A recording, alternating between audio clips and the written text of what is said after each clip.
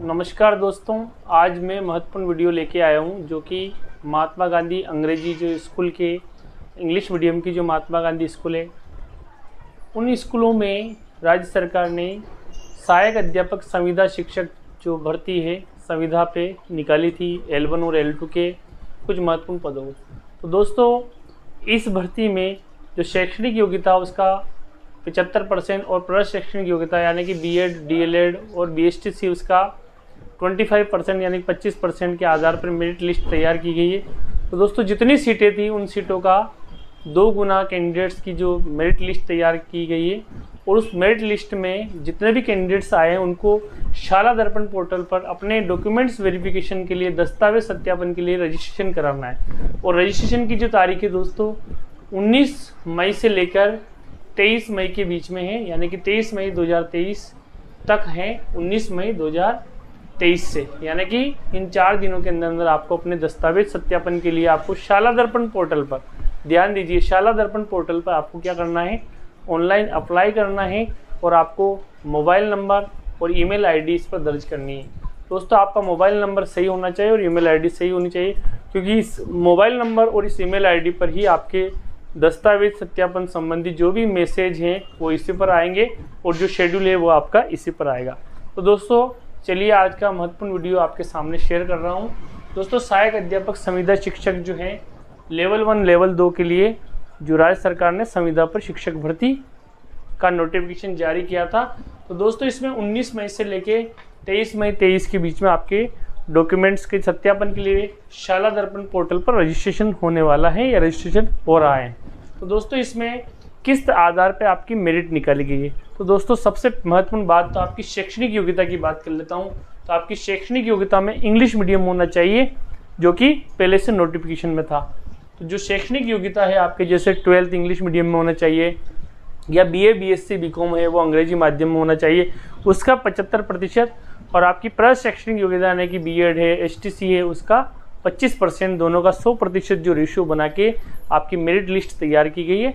और जो जितने आवेदन हैं, जितने जो पोस्ट हैं उस पोस्ट का डबल गुना यानी कि 2 गुना लिस्ट तैयार की गई है। अब दोस्तों, आपके ऑनलाइन आवेदन की एक प्रति आपको इसमें ज़रूरी है। साथ ही साथ अगर आपने L1 और L2 दोनों से अगर आवेदन किया है तो 2 प्रति की आपको ज़रूरत पड़ेगी।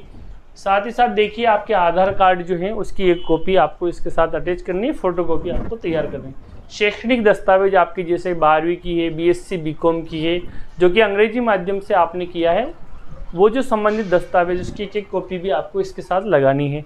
इसमें जो इंग्लिश मीडियम से नहीं है दोस्तों, अगर उनका भी लिस्ट में नाम है तो वो ऑटोमेटिकली बाहर हैं, लिस्ट से बाहर है, क्योंकि ये अंग्रेजी माध्यम के विद्यालयों के लिए ही जो संविदा शिक्षक की जो भर्ती है वो जारी की गई है।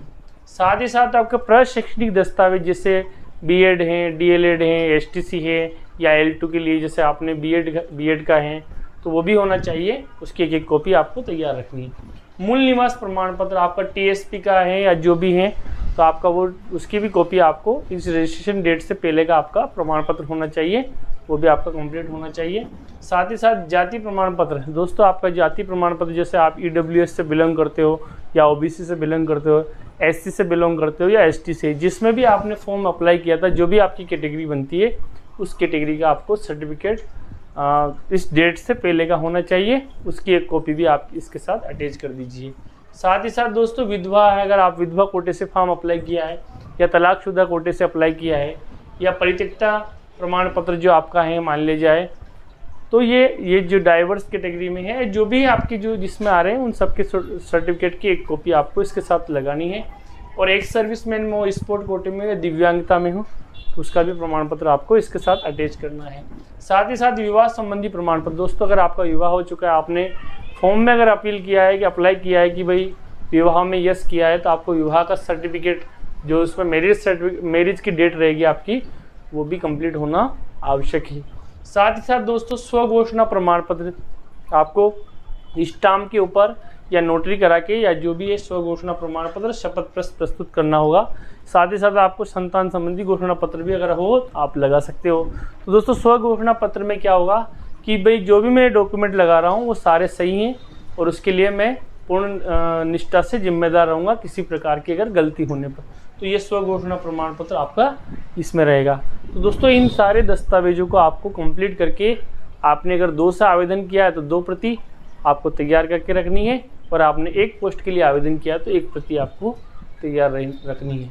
तो दोस्तों ये महत्वपूर्ण जानकारी आपको, सबसे पहली बात आपको 19 मई से 23 मई के बीच की तारीख याद रखनी है। किस पोर्टल पे आपको करना है, तो शाला दर्पण पोर्टल पर आपको कौन कौन से दस्तावेज के आधार पे आपकी मेरिट बनी है, तो आपकी शैक्षणिक योग्यता यानी कि 12th BA BSc BCom और प्रशैक्षणिक योग्यता यानी कि आपकी BEd DLEd या STC जो भी है आपकी, उनके आधार पर।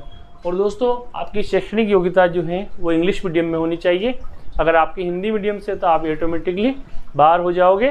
तो दोस्तों इन सारी जो रजिस्ट्रेशन करने के बाद आपको जिला अधिकारी जो हैं या जो जिले के जो जिला शिक्षा अधिकारी है वो आपको डेट शेड्यूल दे देंगे। उस शेड्यूल के अनुसार आपके पास मैसेज आ जाएगा और आपको संबंधित दिन क्या करना पड़ेगा, अपने डॉक्यूमेंट्स का सत्यापन कराना पड़ेगा, दस्तावेजों का सत्यापन होगा आपका।